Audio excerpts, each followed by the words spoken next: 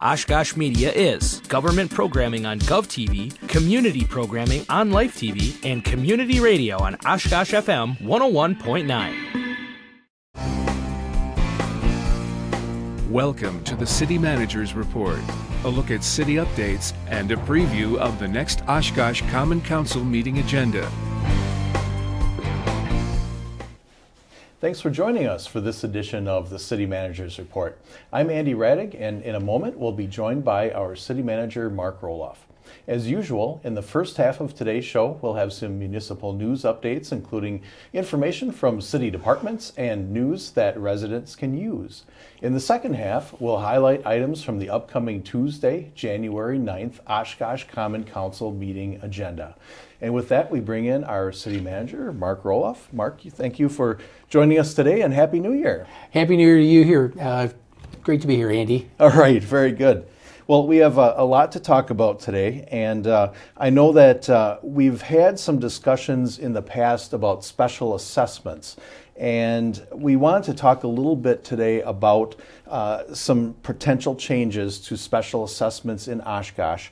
And I think maybe if we could start off by talking just a little bit about the history of this and some background about special assessments in Oshkosh. Sure, I think that's an appropriate thing because the council's been having some serious discussions about what to do with special assessments. Actually, the council has been wrestling with this issue for over 10 years now in terms of what alternatives to special assessments can be found. I think what we've seen is that the cost of special assessments and street reconstruction projects, for the most part, have actually outpaced inflation itself. So special assessments, especially for larger lots, have been increasing even more than the rate of inflation. Mm-hmm. And so the public started to say, can we look at some other alternative to special assessments? Mm-hmm. And really, there are pros and cons with all of the different alternatives that have been looked at. So I think really the emphasis is trying to minimize those negative impacts. Exactly, because the special assessments we're talking about are the special assessments for street reconstruction projects and replacement sidewalks. And so the idea is which alternative offers you the best option to recover, which is really about $3.75 million every year under current costs of what we actually special assess out. So finding an appropriate alternative is really what we're looking for. And we know that some other communities have looked at different options. They've looked at a vehicle registration fee. They've looked at a transportation utility fee, and even Oshkosh itself has said, we've looked at a transportation utility fee at one point. Council nearly did that about 5 years ago, instituted one. Then at the last minute said, no, we're not quite ready to, because there was always something imperfect about each of those different ideas. Mm-hmm. So really, Council has settled on, it looks like a combination approach toward this, looking at a combination of a couple of methods to replace special assessments. Exactly. So there's really two. It's a two-headed monster, as you were, to replace special assessments. And again, as you said, they have their pros and cons. The combination is one, to charge the utilities for the restoration costs associated with excavation associated with utility restoration. Mm-hmm. Right now, when you replace utility mains, the only thing the utility is paying for is actually just pretty much the pipe itself. Mm-hmm. So the restoration, even though the restoration often includes significant excavation of 20 feet for, say, a sewer pipe and several feet for a water main, that the street reconstruction portion is actually paying for that. Mm-hmm. So it's felt that perhaps it's better to have the utility pay a more proportionate share of what work they're actually doing when the street's getting dug up. Mm-hmm. It's not just about the surface of the streets. And we've talked about that for years, but the council said, well, isn't that a good way to charge charge that as an alternative to special assessments? Mm-hmm. Mm-hmm. But of course, that comes with a price because none of this is free. Does that come out of your utility fee? Well, yes, it would. But this gives you an idea. These are some pretty good-sized storm sewer pipe that we're showing there, and yet they're not paying for any excavation costs whatsoever. So really, who should be paying for it? And what's the fairest way? So that's one part of the method that council's talking about. Sure. And when we're talking utilities, we're talking about water, wastewater, and stormwater utilities. Those are the utilities that we're referring to. Correct. Okay. Now, there will still be special assessments for water or sewer laterals that go into your house.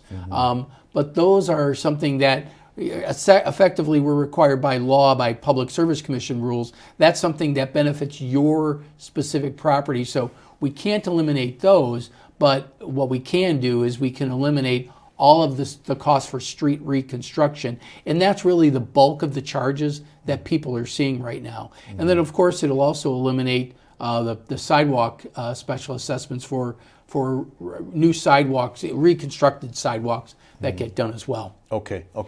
And what disadvantages are there of charging to the utilities? Well, the obvious one is that this will affect utility rates. And the council asked us to take a look at that, and they estimate that our staff estimates that it could be as much as 1/4 to 1.5% extra on your utility bill for whenever we do passing on the costs to the utility. So it gets stretched out over a much longer period of time because you're only paying your utility bill a small amount monthly. That'll get tacked onto that. So if you're paying, say, $100 a month in utility charges, well, it could be an extra, 50 cents to $1 a month. Okay, so that's a portion of it, and then we're also looking at a potential vehicle registration fee. Yeah, and because the charging the different utilities will generate about $750,000 a year from each of the utilities. So times 3 utilities, that's $2.25 million.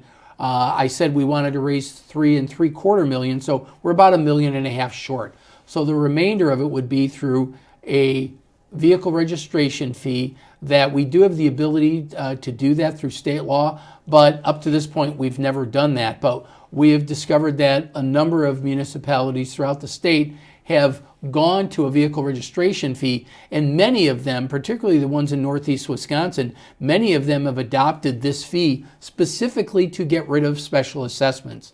Now, I'm not necessarily a fan of using it exclusively, using utility or a registration fee to eliminate all special assessments, because there's a lot of exemptions to the vehicle registration fee. Any vehicle over 8,000 pounds excluded.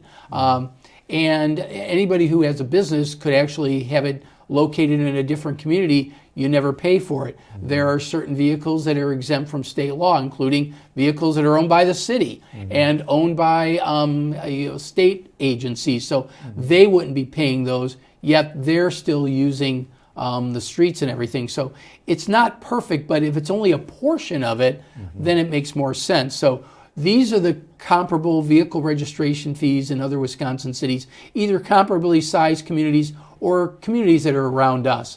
And based on what we're trying to raise is about $1.5 million. The Department of Transportation estimates we have about 46,772 vehicles.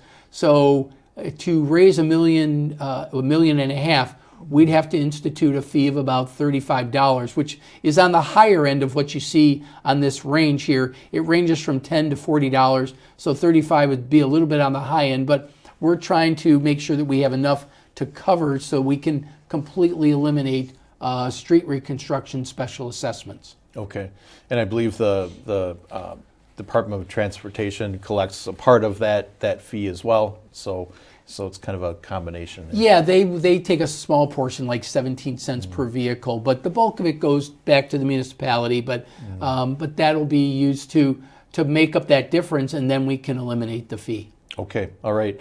Well, when would this special assessment relief begin?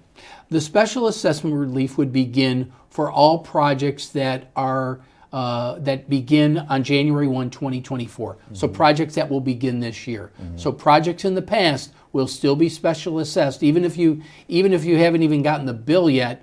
If it's prior to January 1 of 24, you will get billed, and that's obviously an imperfection that exists out there.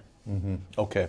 Well, Mark, I know that we'll be talking a lot more about this in future episodes here and in other social media and other information outlets. So I know there's a lot more to dive into, but we'll continue the discussion.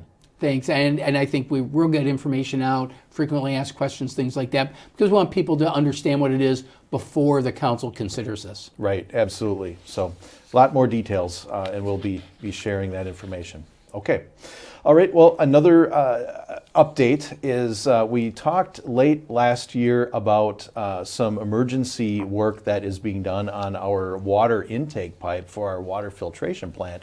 And I know that work is in progress and is continuing. Yeah, it's going very well, but just to give a little background to everybody, there's a 60-inch water intake pipe near Menominee Park that we use to feed our water filtration plant. And it was found to be 60 to 75% blocked with sediment from the lake.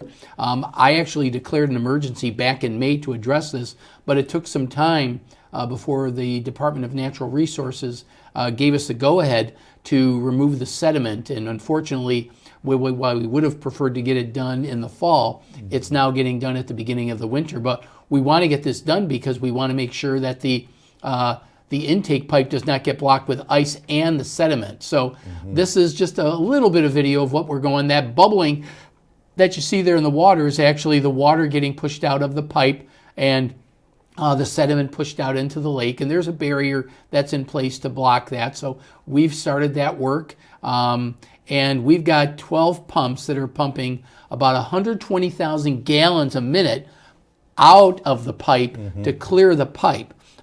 We've got some backup pipes that have been installed so that water continues to go into the water treatment plant because we use water 24/7 and we need it for fire protection as well as our own drinking water.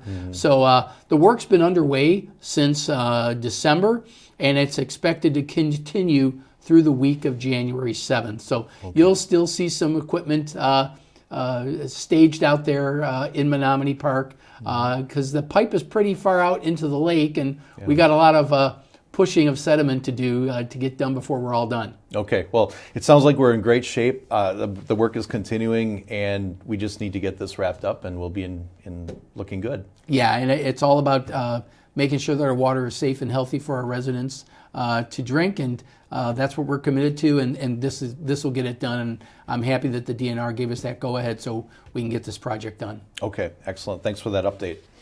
All right, well, recently in December, unfortunately, we have a little bit of sad news. A memorial was held for the Oshkosh Police Department's canine Magic, and it was quite some bad news, kind of sad news. Yeah, it was kind of sad. Canine Magic, which was our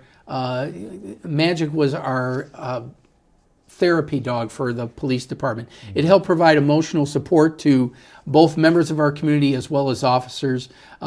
Magic worked with our behavioral health officer, Scott Zapata, and the mental health crisis specialist co-responder, Kayla Rodriguez, who we partner with Winnebago County to do.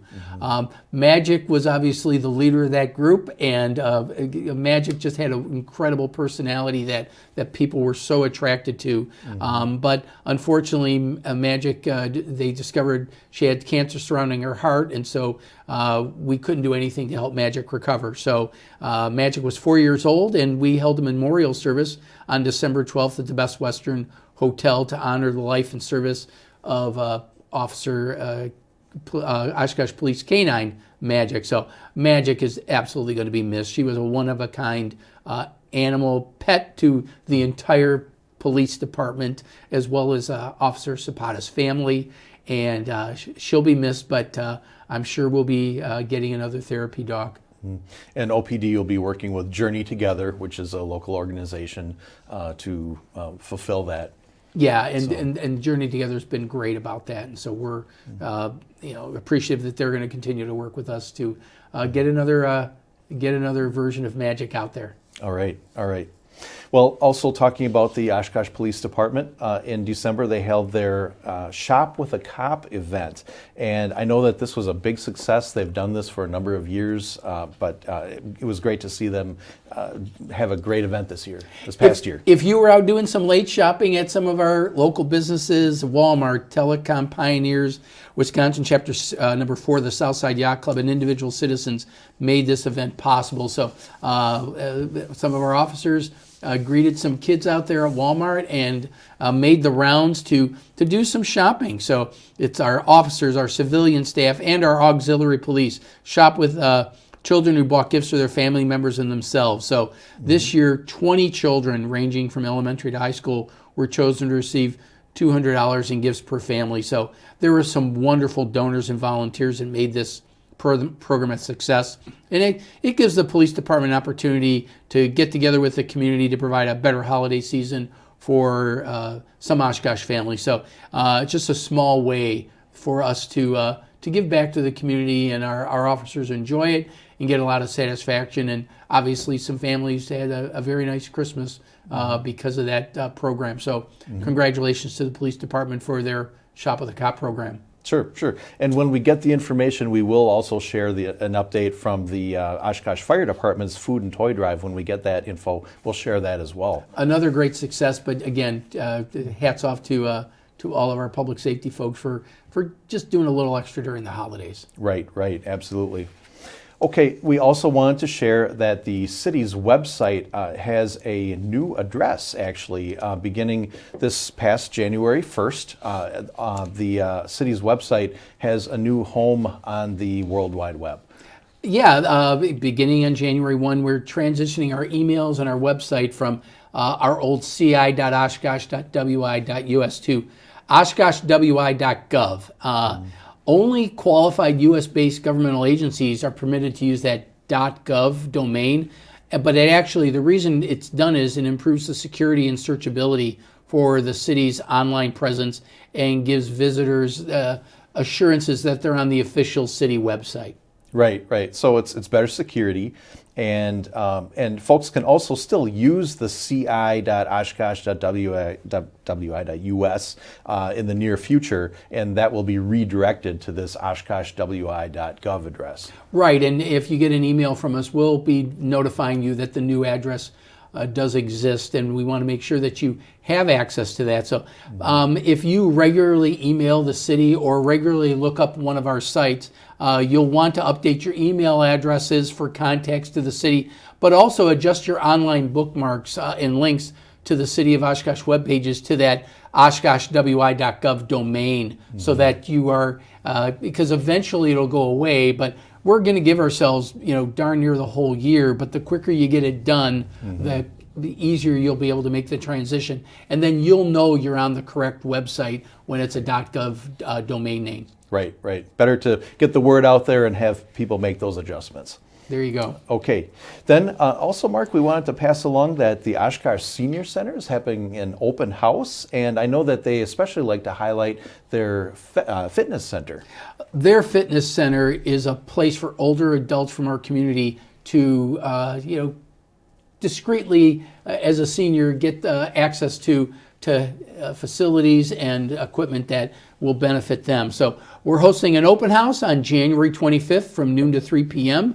You can come and learn about the center, meet the staff. The staff is going to be providing tours of our fitness center and really show some of the ongoing demonstrations of the equipment as well as the exercise classes held at the center. And if you come, you'll be able to ask questions about some of the personal training services we provide, because there are specific needs for the senior community, and we are able to provide that at the senior center, and we're happy to do it. So you can also, you'll be encouraged to bring your Medicare supplemental insurance information so staff can see if you're eligible for a fitness reimbursement depending on which plan you have. But we encourage you to contact the Senior Center. Dan Brown is our new Senior Services Manager. The number there is 232-5300 for more information about the Oshkosh Senior Center Open House, or just anything about what the Senior Center provides. We want you to learn about it and take advantage of these services. And also the Oshkosh Senior Center Facebook page has all this information and more, so you can definitely learn all the details about it, about the open house and anything else about the Senior Center on their Facebook page as well. Okay, over at the Oshkosh Parks Department, they're having a new family-friendly event that's coming up soon. It sure is. It's called Let's Glow Crazy. It's a dance party that's going to be held on Saturday, January 13th from 6 to 8 p.m. It's going to be over at the Rec Center headquarters at 425 Division Street, and there'll be concessions available for sale. This is a family event geared for kids 12 and under. The kids will be able to dance with a live DJ, but of course, dress in your best bright clothes or white, and the DJ will make sure that you glow. And if you got any questions, give the Parks Department a call at 920-236-5080, or just look at our Facebook page and we'll give you more information about it. We're excited to have this program. Appreciate the Rec Department willing to cooperate with us on this. Okay, excellent. Well, Mark, let's take a short break and we'll come back with some highlights from the upcoming Oshkosh Common Council meeting agenda. We'll be right back.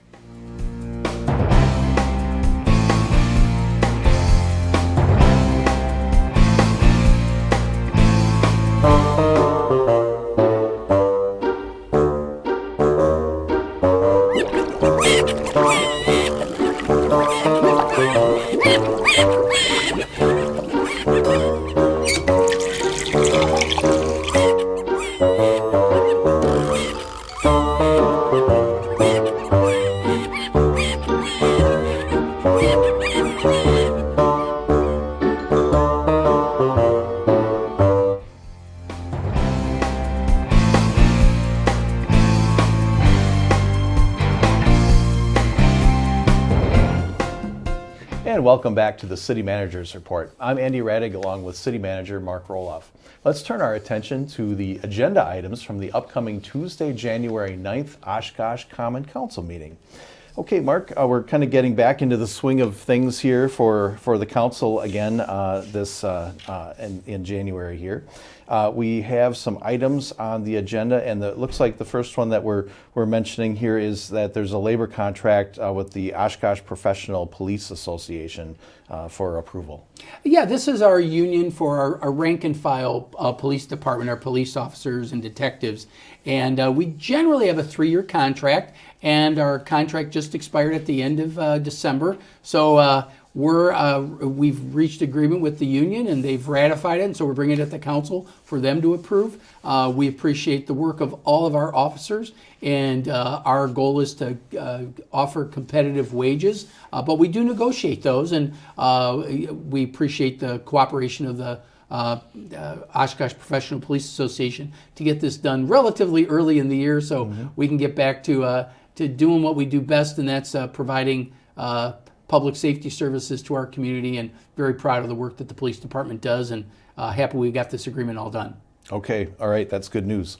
All right, then also we have an item looking at Go Transit, and we are looking to authorize some assistance grants and county transportation assistance. So there are federal and state funds that are received that really help Go Transit to operate and to continue their good work. Yeah, very much so. In fact, federal and state funding funds about 54% of our Go Transit operations. And so while we get a lot of local tax money does come our way to support it, we get over 50% of it comes right from the state and federal government. So this is an agreement that says the conditions under which we'll be eligible to continue to receive that funding, and we get the council to approve that every year. We have a lot of requirements that we have to follow with the federal government and the state, but because it's such a good partnership, this is pretty much a portion of gas tax dollars that go to support transit,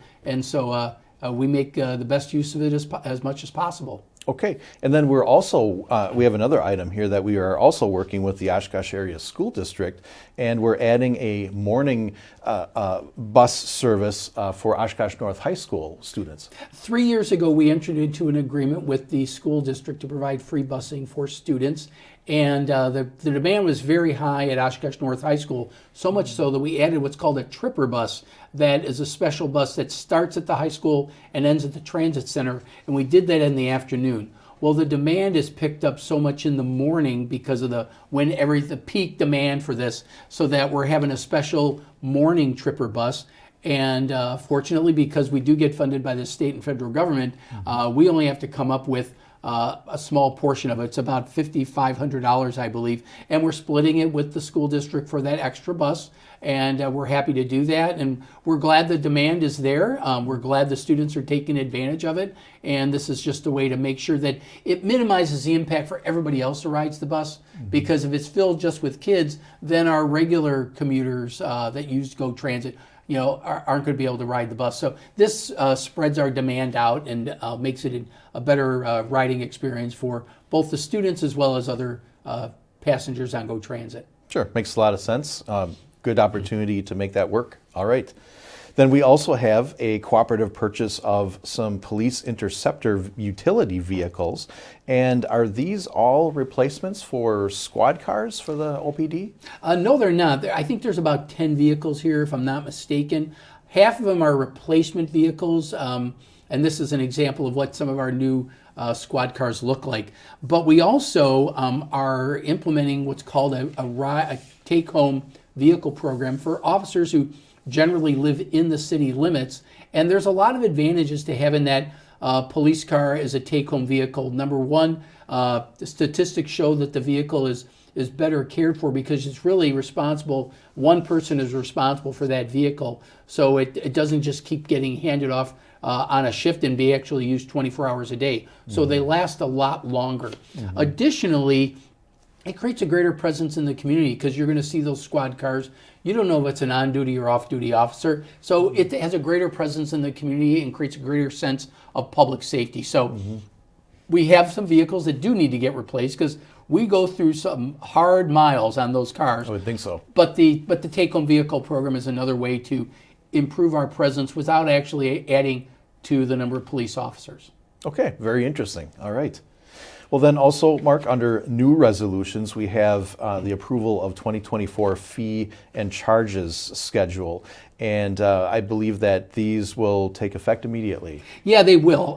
This is, the council has directed staff to regularly review our fees and charges. Now, we hear a lot about utility fees that we do on an annual review basis, but a lot of other fees and charges are less frequent. But a bulk of these fees are what get folded into our special events that police and fire charge, public works and things like that. But this covers a bunch of our fees. The only fees you won't see or fines in this one are going to be parking fines. We're taking a harder look at that. We want to make sure that we're comparable with our other fees. But for special events and other fees and charges that we have throughout any of our departments, we want to make sure that we're charging the appropriate rate that keeps up with inflation and things like that. So this is our annual review of them, and with special events kicking off, it's a good time to get it started so that everybody's aware of what their charges are before the event occurs. Okay, very good. Then we also wanted to make mention that a lot of folks have been wondering, is the city picking up the Christmas trees curbside again this year? And we just wanted to make mention that those dates are coming up, that people can put their Christmas tree out on the curb. Yeah, absolutely. So I know some folks have gotten their trees out already, but we don't begin Christmas tree collection until January 8th. So if you just hang on a few more days, the trees will get picked up on your regular scheduled garbage collection day.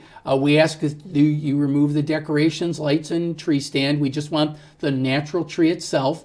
Please remove it from plastic bags. And I know you want to bag it when it's making your way through the house, but we don't need the plastic bag. Trees shouldn't be covered in snow. So if it happens to snow when you leave it out, just make sure it's free and available. Artificial or flock trees will not be accepted. So just the green trees that you get at the stand or out at the farm. Christmas trees can also be dropped off at the yard waste drop-off site on 3rd Avenue, and we have usual hours during the day for that. We in the winter we're not open on weekends, but you can check out our Facebook site or something like that. But that's kind of the rules for the trees, and we want you to be able to get rid of the trees, but you saw that it'll be January 8th through 12th, then we'll skip a week, and then January 22nd to 26th. So that's what we have. All right, well, very good. Mark, we had an action-packed show here today. Thank you for all your insights. It's always a pleasure, Andy. And thank you very much for joining us today. Again, that Common Council meeting is coming up on Tuesday, January 9th at City Hall. You can tune in on the radio or on Oshkosh Media Gov TV. Thanks for joining us.